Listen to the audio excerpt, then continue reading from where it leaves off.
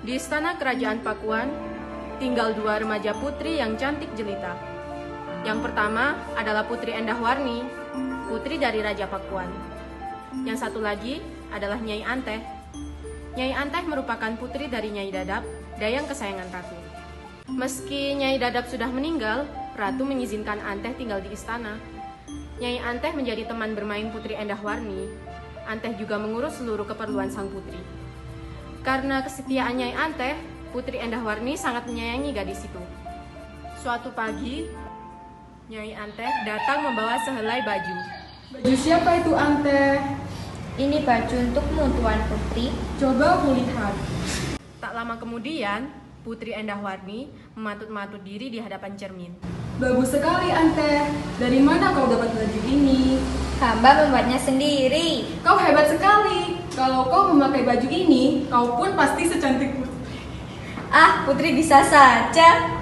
Aku ingin kau membuat baju untuk pernikahanku juga. Rencananya, besok Adipati Kadipaten Wetan bersama anaknya akan datang ke sini.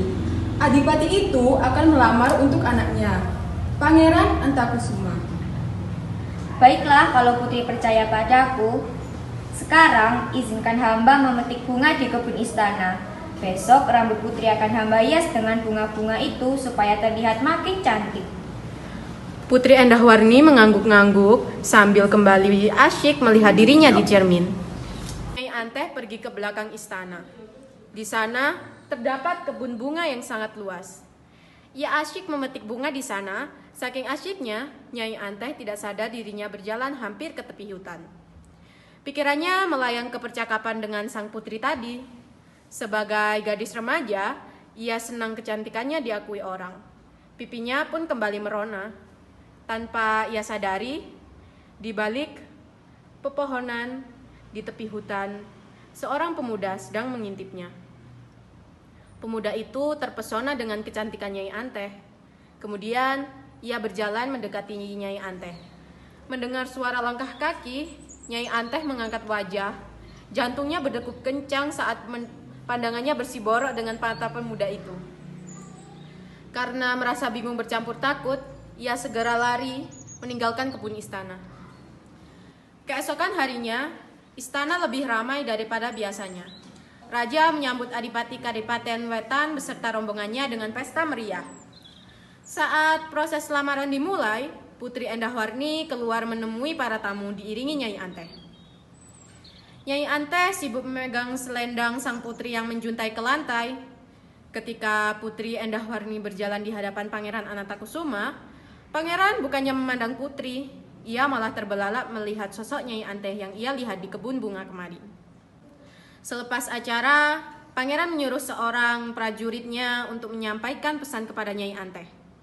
Kata Pangeran, nanti sore ia akan menemui Nyai Anteh di tepi hutan dekat kebun bunga karena ada hal penting yang ingin dibicarakan. Nyai Anteh terkejut menerima pesan itu. Namun, karena penasaran, ia memenuhi permintaan sang pangeran. Sore harinya, Nyai Anteh pergi ke tepi hutan di belakang istana. Pangeran Anantakusuma sudah menunggu. Ada apa Pangeran hendak menemui saya? Tahukah Anteh, sebetulnya saya tidak mencintai Putri Endahwarni. Saya jatuh cinta padamu sejak pertama kali saya melihatmu di sini. Jangan Pangeran, saya tidak ingin mengkhianati Putri. Kau jangan membohongi perasaanmu. Aku tahu kau pun menyukaiku. Sekarang begini saja, aku tunggu jawabanmu besok di sini. Apakah kau mau menerima cintaku? Kalau kau bersedia menjadi istriku, aku akan membawamu pergi dari sini. Nyai Anteh terpana mendengar ucapan Pangeran Anantakusuma. Hatinya mengakui kalau ia menyukai pangeran. Tapi Nyai Anteh tidak mau menyakiti hati Putri Endahwarni. Anteh bertekad menolak cinta Pangeran Anantakusuma. Sepanjang malam, Anteh merasa resah. Ia duduk di tepi jendela sambil mengelus-elus Candramawat, kucing kesayangannya. Apa yang harus aku lakukan, Mawat? Apakah aku harus pergi ke bulan?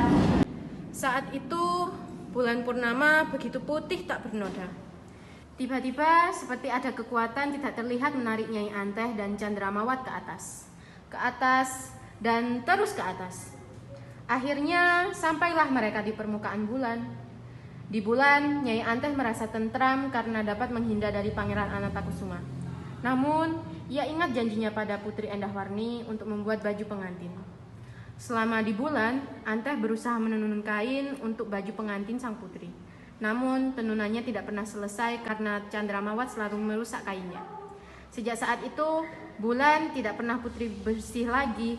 Kita akan selalu melihat seperti ada bayangan di permukaan bulan. Itulah bayangan Nyai Anteh yang sedang menenun ditemani kucingnya.